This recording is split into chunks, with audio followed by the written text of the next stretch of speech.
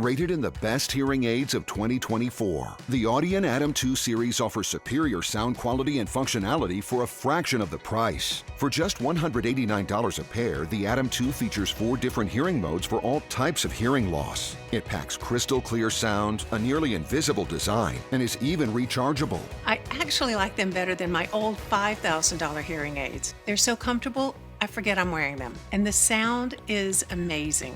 The Atom Pro 2 is our smallest hearing aid yet, featuring advanced background noise cancellation, and is the world's first hearing aid with built-in UV cleaning that kills 99% of bacteria. I could not believe how my hearing and life changed without seeing a doctor or having a hearing test. Join over 500,000 happy customers today and get the hearing you deserve. Call 1-800-457-0924 or go to audienhearing.com to get your pair of Audien hearing aids starting at just $189.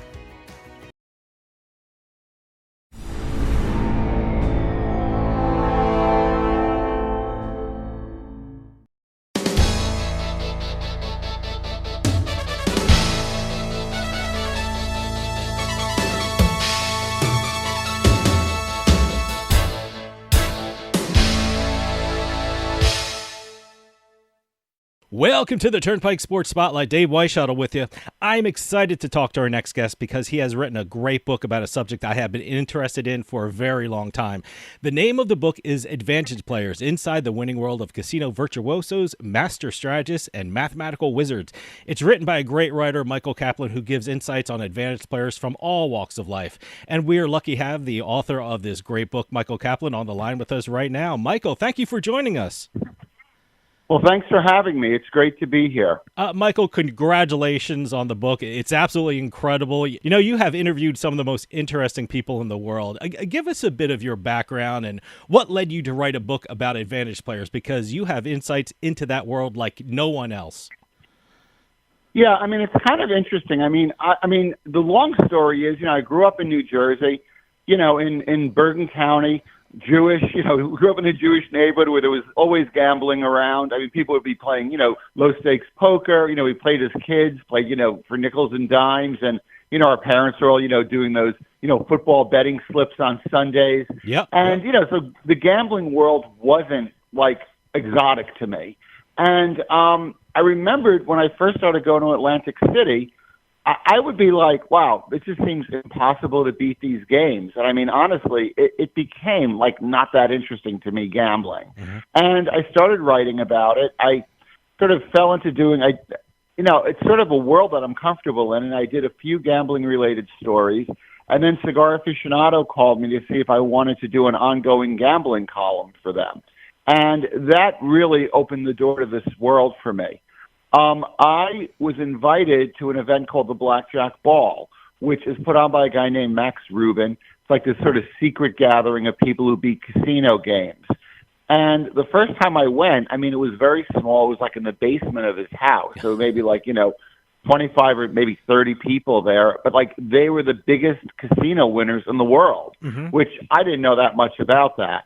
And I met these guys, and I was kind of blown away. I was like, wow. So these people have figured out mathematical ways to beat casino games without cheating. They're all really super smart. A lot of them had, Ivy League educations. And I was fascinated. And I got to know these people, and I got to spend time with them, and I had opportunities to be with them while they were playing, while they were strategizing, and to get to go along with them. And in one instance, there's a term called BP, which is a big player. It's the person who does the betting for somebody who is obviously running the game and does not want to get backed off by the casino. So somebody else bets, and I had an opportunity to do that, which was amazing. So, and then I played on a card counting team, which was pretty cool.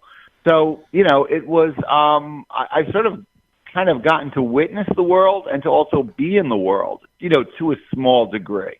Just so everyone's on the same page who are listening out there, when we use the term advantage players, what are we talking about? I love in the book that you just don't apply it to casino games or horse racing, but advantage players come from all walks of life and in all different kinds of professions.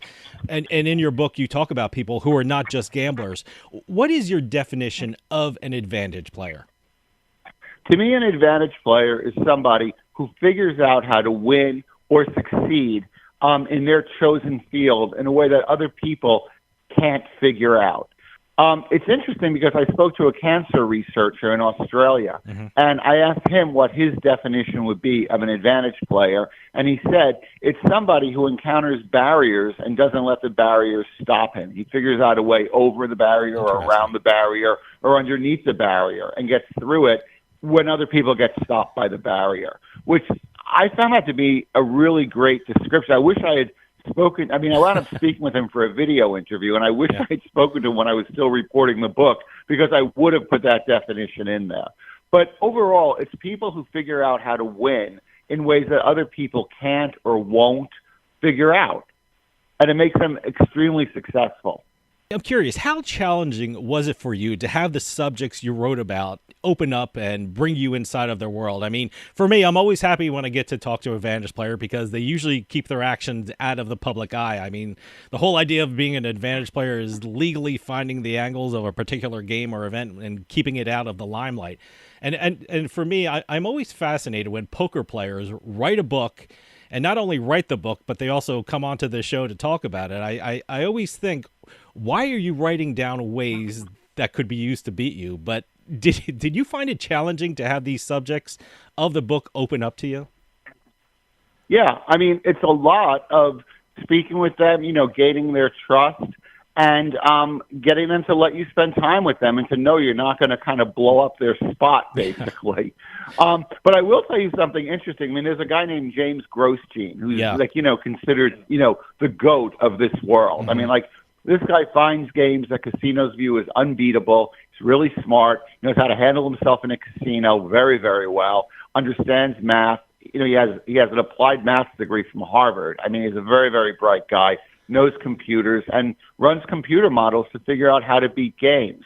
And he put out a book called Beyond Counting that was, he kind of controlled who could buy it. Like, he did not want it to wind up, on the bookshelf of a casino executive. Yeah. And the book basically, it's pretty deep. I mean, there's a lot of deceptions in it to not tell you everything. You kind of have to figure out a lot. But if you figure it out, it will show you how to beat a lot of games that are viewed as unbeatable. And I asked him, why would you write a book like that? And he kind of laughed. He goes, do you think this is the only book? Meaning, he's got a lot of books of how to beat games that are not open to the public. This is one. So I thought that was pretty interesting. So I think to a degree, people will tell you some things, but not everything. And the other thing that's kind of interesting, you could show somebody how to do these things, but doing it and knowing how to do it are very, very different.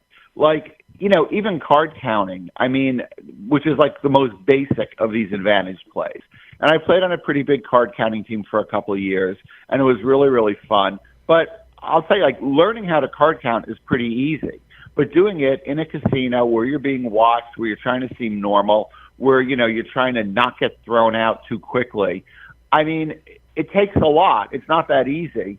And I think not everybody can do it. I think some people love to if you love to gamble, it's not good because it's not gambling. You're playing in a very prescribed way. So I do think that even if you know how to do these things, you might not actually be able to do it in a practical way. The things I love hearing about advantage players happens even before they hit the gaming floor or their track or whatever they're doing in life. I mean, that's why I loved reading about Grosjean. It excites me to read about the advantage players and their preparation and their organization. I mean, even before they execute it. I mean, it's incredible that you interviewed Grosjean to begin with. I think that's a feat in and of itself because he, like I said, they're usually quiet about things. And talk to me about his preparation. Because I know a lot of people out there, when they think of advantage players, never think of the preparation that is done before they hit the casino floor. Well, the preparation is extraordinary. I mean, that chapter, a lot of that comes out of a story I did for the New York Times Magazine about people who beat casino games. And I remember meeting with, we had done some stuff before, so we knew each other. And I met with him at a Starbucks near the Palms. He was sitting at a table drinking a venti coffee, and he had his computer, and he was, quote unquote, running numbers for a it's for a game they call cards craps. Because it's no longer the case, but in Oklahoma, it used to be that you couldn't use dice to make gambling decisions. Mm-hmm. So craps was played with 12 cards that represented the 12 sides of 2 dice. And this was way before he actually went to play the game. He was there running the numbers, doing computer simulations, figuring things out about this very specific game. Then once he had that, set up, he goes out there by himself and he spends time at the table alone, like without anybody else playing, making minimum bets, just seeming like a regular, recreational / degenerate gambler who can't get enough of this game. And he's there for hours every night. They get to know him. He gets to know them. He sees all the procedures, sees how the game works. And then at that point, he brings in, this quote unquote big player who comes in and is now at the other end of the table and buys in for, some large sum of money. And everybody at the table is like, whoa, look at this guy. And, Grosjean is there like he's just some, regular person at the table, which for all intents and purposes, he is. Mm-hmm. And he's there signaling that person on what to do. And the people in the pit are like kind of laughing at him behind his back because he just seems like such a low roller. He seems half asleep. They think, oh yeah, this guy's a joke. Meanwhile, he's basically taking apart their game. And when it ends, let's say after that person gets backed off, the big player, backed off meaning asked to stop playing, or they just call it a day, he sticks around after that to quote unquote clean up. That way, he's still there. So it's not like, oh, the big player left, now all of a sudden Grosjean's gone, and they could put 1 + 1 together. No. He might be there for a week, every day, still playing the way he was playing, and then he'll disappear. So it doesn't look like he had anything to do with the person who was doing the real betting for him. And he can then come back there again and do this all over again. And it's, I wrote about all this in my book and in the New York Times, sir, so I'm not giving away some, some secret that nobody knows about. But it's, the work that goes into these things is really amazing. I mean,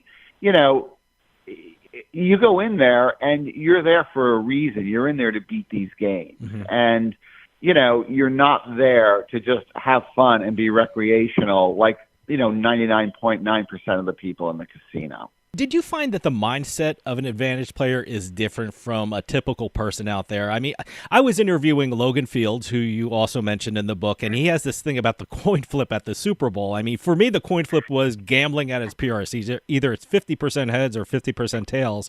But Logan looked at that activity in a completely different way, and he had this analysis of predicting what it would land on in order to get an edge to bet on it.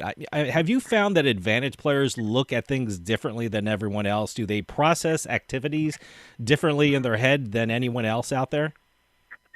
Advantage players look at everything in a very logical way. And they're always looking for, quote unquote EV, expected value. That's like to get an edge, that's going to bring you more money. And I think they look at everything in a very analytical way. They take life seriously. They work really hard. They might, cross the street differently. Like, oh, it's more efficient to cross the street here than there. And they just live life in a different way. I think there's something, once you get into that mindset, you become very instinctual. These people also have incredible work ethics. They work really, really hard.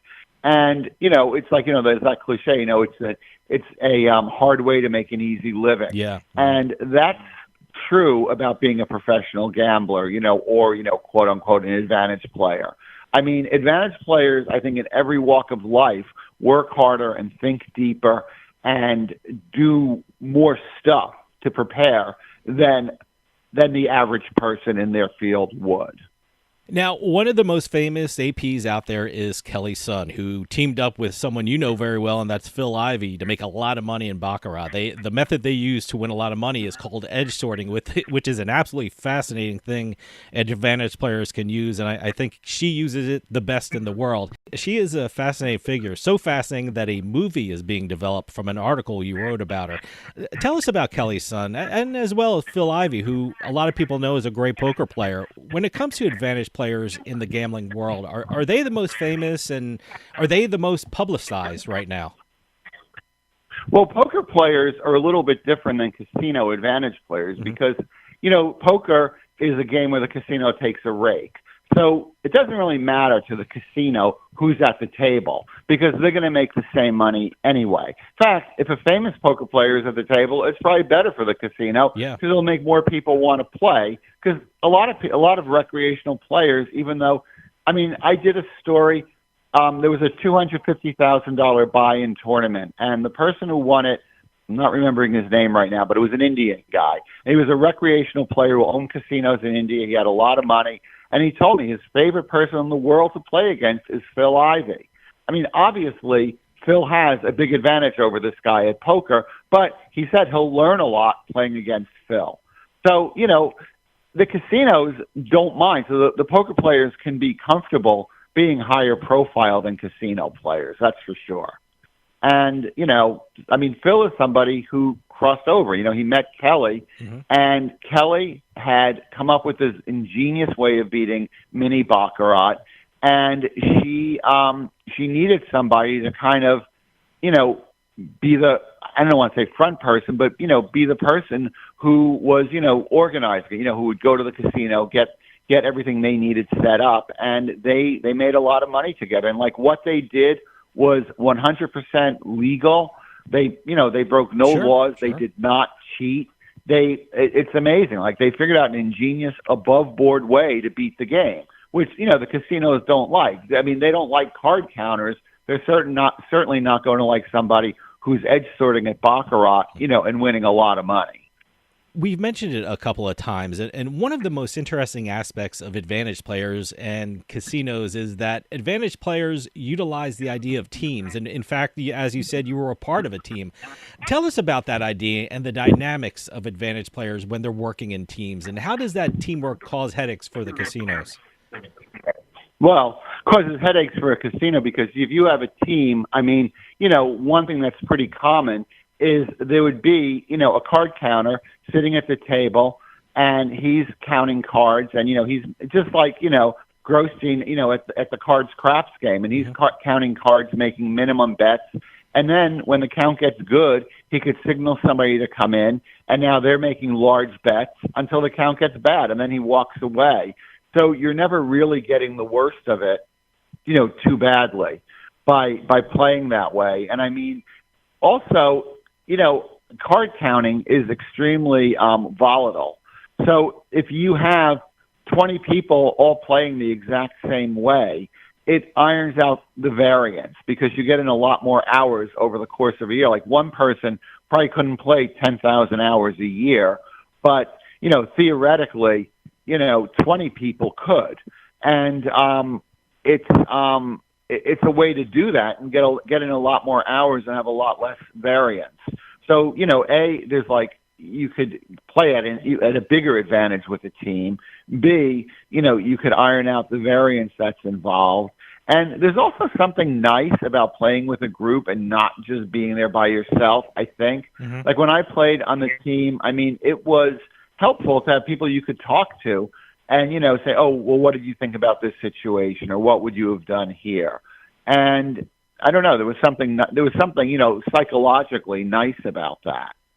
Reading your book, I found it amazing, especially when reading about Grosjean, how much computers and computer programs and computer modeling help advantage players beat the casinos. And every time nowadays I'm interviewing a casino or a gaming operator, they bring up AI and artificial intelligence. And reading your book, I'm thinking, boy, are we moving into a new world for advantage players? And with the new AI coming out and the new technology coming out, are advantage players getting a new perspective on games that they're trying to beat using the new technology and the new AI?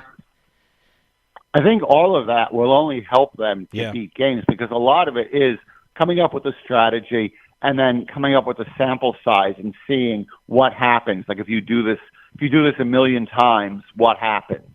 And, I think it will only help. What they can't do is bring computers into casinos, which you used to be able to do that because it was, there was a time when casinos hadn't thought to make it illegal to bring a computer in because I think people thought of computers as these big, bulky desktop computers, but there were APs using these computers on their bodies that were helping them to beat games. And again, not breaking any laws because it wasn't banned at that point. It was not illegal.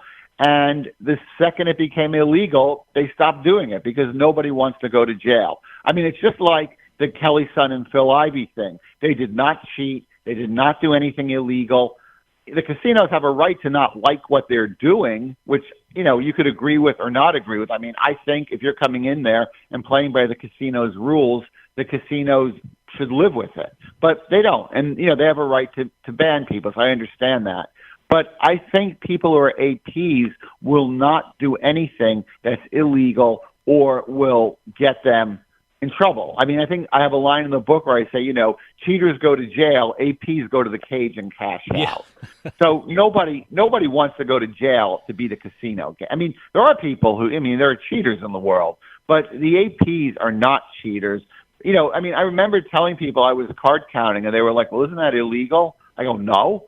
How's it illegal to use your brain? Like, when did that become illegal? I mean, there's a thing that people do called hole carding, where you look for sloppy dealers who are revealing their bottom card.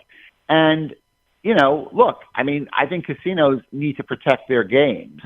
And I remember talking once to a casino owner in Las Vegas, and I mentioned hole carders. He goes, oh, you mean cheaters? I go, well, it's not cheating. And I mean, sort of a conversation ensued, but he was unconvinced. I mean, he, listen, and, he owned a casino, so he had his own perspective, I guess. But it's not, and I mean, I think APs take pride in figuring out how to beat games legally and to not do anything that will get them, tossed in jail. Now, it seems like the first part of the book focused on advantage players in the gambling world. I mean, you talk about Grosjean, Phil Ivey, Kelly Son, Miss Brown, whose name is Gina Fiore, and an amazing advantage player, Don Johnson, and Mattress Mac, and Rob Wrightson, and Larry Fint, who loved incredibly hot coffee while playing blackjack. I love that story. But there are advantage players in all walks of life, and one person you talked about being a very successful advantage player in the world of magic is your friend David Blaine. I mean, he revolutionized magic by presenting in a totally different way. In your opinion, what made David Blaine an advantage player in magic? One thing that he recognized very early on that I find interesting, like, most magicians, all the focus is on them. You see them sawing a lady in half or doing some card trick, or doing, something extraordinary. And yeah, you get that, like, the focus is on them. He recognized, like, when he would do his TV specials, the focus would be not on him, but on the people he was doing the magic to. And you'd see their expressions. And I think that was kind of a big deal because it made it more real. And the other thing he did, speaking of real, is he combines magic with real stuff. I mean, some of the things, when he spends time in a tank of water and he's in there for, X number of minutes, that, seems extraordinary. He's doing that for real. It's not like, oh, there's, a screen of, a movie screen in front of him. He really is in water holding his breath. And I think the idea of combining the real with illusions, it sort of makes everything seem more real. So that's a giant breakthrough that he found. And also the idea of focusing on the people who are witnessing the magic, like you see them blown away. And I think that draws you in a little bit because it's like, well, I'm not the only one who finds this amazing. Now, you yourself use the principle of being an advantage player when dealing with a very serious health situation in your life. How did you use the ideas you picked up from advantage players to confront a very serious health situation in your life? So I got diagnosed in 2023 with a disease called mantle cell lymphoma. It affects 1 out of 200,000 people. It's a very, very rare cancer. And I was scheduled to get like brutal chemotherapy. It's a process they call it the Nordic regimen. And it's as bad as it sounds. You basically have 5 to 8 years to live, and you're going to be getting chemotherapy the whole time. And I was like, you know what? And I had like a 2-week window to find an alternative to that. And I don't know, I'm like, I spend my life talking to advantage players, people who find a better way to do things. I bet there is an advantage player in this world of cancer who knows more about this than the average oncologist. And I had a great oncologist. He was a wonderful guy. He treated me very, very quickly. He realized what I had. He diagnosed me. But this was not his obsession. I mean, like, if you're going to go play cards craps, you don't want to play it with an average advantage player. You want to go play it with James Grosjean. Yeah. So I needed to find the James Grosjean of mantle cell lymphoma. And I started researching. I mean, as a journalist, I'm used to, making that was my own advantage play, to be able to make phone calls and push my way into situations and get people to talk to me. And, there's a group of doctors, including a guy in Texas named Dr. Michael Wong at the Anderson Cancer Center, who's very public and very vocal about these alternative treatments for this disease. And I found him. I managed to get an appointment, which was a bit of an advantage play in its own right. And I'm being treated. I mean, I went from being stage 4 cancer, having 40% cancer in my bone marrow, to now having 0 cancer in my blood, and being treated by an oncologist at Weill Cornell. I'm a guy named Dr. Peter Martin, and he's a fantastic guy, super smart. Took me on, and they won't. You can't say I'm cured because the disease is considered to not be curable. Mm-hmm. But I'll settle for no cancer in my blood. Yeah, I'm fine with that. No cancer evident in my blood, as they put it. And the title of that chapter, it's the epilogue of the book, mm-hmm. and it's called My Ultra Rare Cancer and the Scientist Doctors Who Played It to a Draw, which I'll take. I think that's great. But I'm curious, reading that, I remember Rob Wrightson, a gambler you interviewed and was part of the book, was diagnosed with cancer, and he confronted that situation with out-of-the-box thinking. I guess it was referred to as cancer math. Was he your inspiration, or was he your guide? Well, did he give you the idea of doing this with your own diagnosis? He was definitely an inspiration to me. I mean, when he got diagnosed, he's he's another one of these really smart computer guys who use computers to beat casino games, to analyze and beat casino games. And when he got diagnosed, he had, it was like some brutal, treatment that he was supposed to get. And he came up with a computer model to find a better treatment. And he did. And he wound up not getting chemotherapy, and he was, it was amazing. And that definitely was he was definitely an inspiration. I mean, I remember speaking with him when I was first diagnosed, and, I'm paraphrasing a little bit, but the gist of what he said was, he goes, it's like playing a hand of Texas Hold'em. You might get 2 bad cards, at the beginning, but, you still have 5 streets. You still have, the flop, the turn, and the river, 3 streets, but, 5 more cards to determine whether or not you win. So just because you start out with rotten cards at the beginning doesn't mean you can't win the hand. And you might not win it by having the best hand. You might win it by doing something a little trickier than other people at the table are doing. So you have to look at it like it's just the beginning. It's not the end. Which, to be honest, as an advantage player of journalism, that is how I look at things. Like, I'll sometimes be wanting to do a story, and somebody will say, I'm sorry, I'm not going to talk to you. Like, they think that's the end. Like, to me, that's the beginning of my getting them to talk to me. And it's a certain mindset that, just because something isn't working out at the beginning doesn't mean it's not going to work. And that definitely is an advantage player mindset. Now, your book is absolutely chock full of advantage players that have become very successful in life by looking at things a little differently. I mean, you have a piece on your good friend Heidi Fleiss, the Ramones. You have a piece on a person who cuts salmon so expertly that he makes a very good living at it. You have a chapter on porn star Lexington Steele. You have a piece on how 3 blind Arab brothers took over an Israeli phone company. And then you have one that I've never heard of before, and that is a woman who makes money as a financial dominatrix. I guess FinDom is something where a woman gets a guy who she's never met nor will ever meet to send her money, which is an absolutely incredible thing. I mean, I'm reading about the gamblers who write computer programs, look for the right games, look for soft dealers, and practice signaling. But these women get men to send them money, who I think are the most incredible advantage players out there. And then you write about Vegas Matt, who is actually an advantage player who wins by losing, which is a great concept. It's absolutely amazing. Now, given all these people you write about in the book, the gamblers and the advantage players outside of the gambling world, is there a common trait that they all share? Is there a thread that ties all these people together? Yeah, I mean, I think one of the big things is just having an incredible work ethic and really thinking about what you're doing and analyzing it and coming up with like a way to turning a negative even into a positive. I mean, that's like Vegas Matt. I mean, that's an unbelievable story because he was like he was willing to be a losing casino gambler. It was fun for him. It was recreational.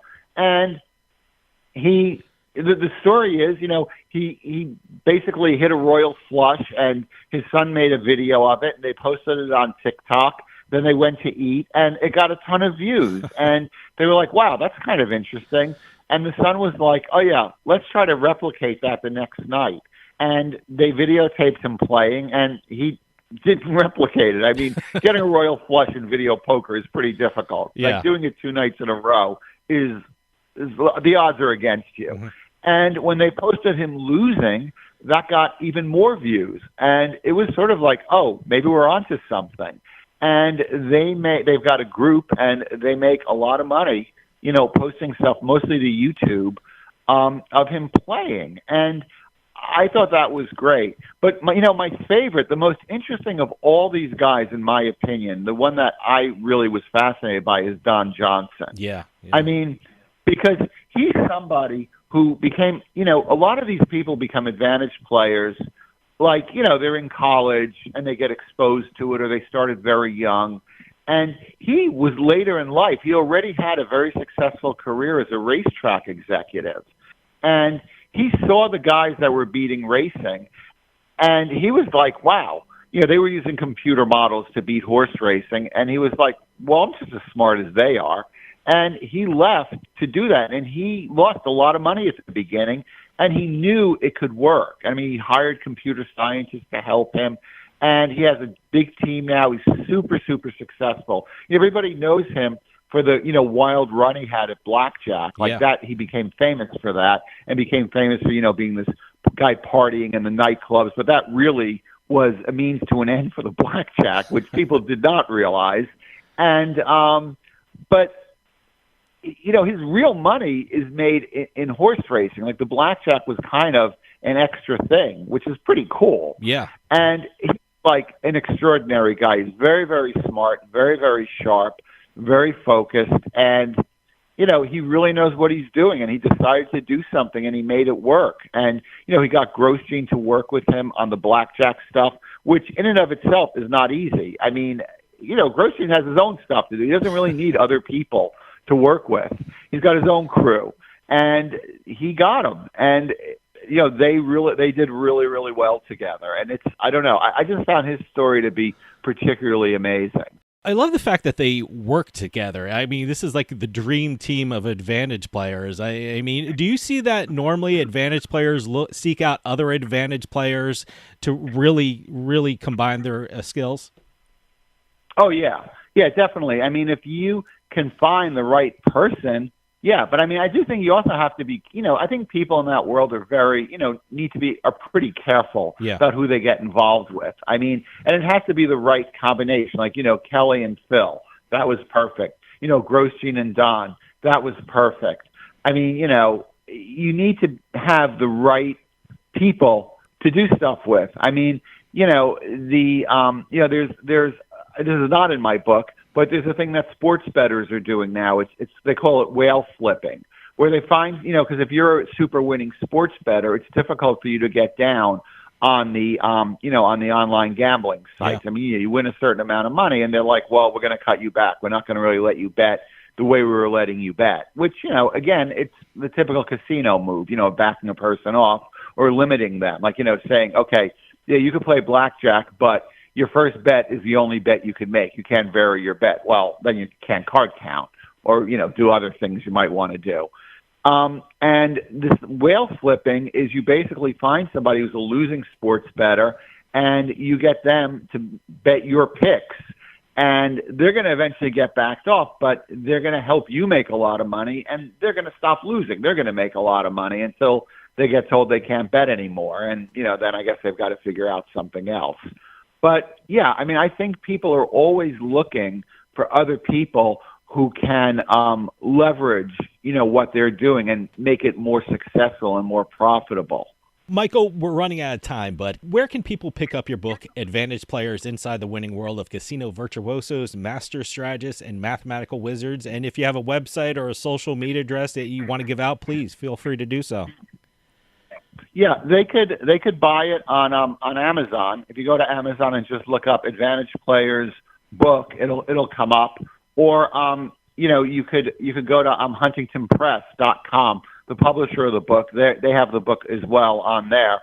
And, you could get it either way. But, Amazon is obviously easy because everybody uses Amazon all the time. So you can go there and look up Advantage Players, with my name, or, it's easy enough to find. And, that's a great way to get it.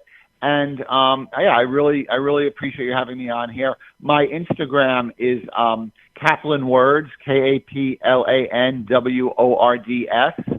And that's a good way to see me online. And I have an Advantage Players Instagram as well, but I think it's Advantage_Players. Mm-hmm. But Kaplan Words is probably the easier one. So those are the ways to reach me. And I hope people get this book. Like one of the points of the book is that Advantage Players exist in all forms of life and in all kinds of occupations and endeavors. And I hope that people will read this book and be inspired to find their own inner advantage player and use that in life and make life better for themselves. I mean, can I just say one other that Sure. I am blown away by that people might not think of as an advantage player, if you don't mind? Sure, absolutely. The Ramones, to me, are amazing advantage players because they came along at a time where if you wanted to be in a rock band, that meant spending hours and hours sitting in your room, learning to play guitar, trying to be like Robert, like Jimi Hendrix or, Jimmy Page or, whoever. And these guys, they barely knew how to play, but they had a great idea and they just went for it. I mean, their first record was made for hardly any money, and it's an amazing album. And I think those guys are mega advantage players. I mean, I think the great line from Joey Ramone was, we knew only 3 chords, but they were the right 3 chords. So what a great line. That's a bit of an advantage play. It's a great line. Michael Kaplan, author of Advantage Players Inside the Winning World of Casino Virtuosos, Master Strategists, and Mathematical Wizards. Thank you so much for coming on and talking about the book. Advantage players are a fascinating subject, and the people and the stories you write about in the book are absolutely incredible. I hope you come back on because you have such interesting stories, and thank you so much for your time. Thank you, and I will come back anytime you invite me. Oh, sounds great. That'll do it for us this week. We'll see you next time on the Turnpike.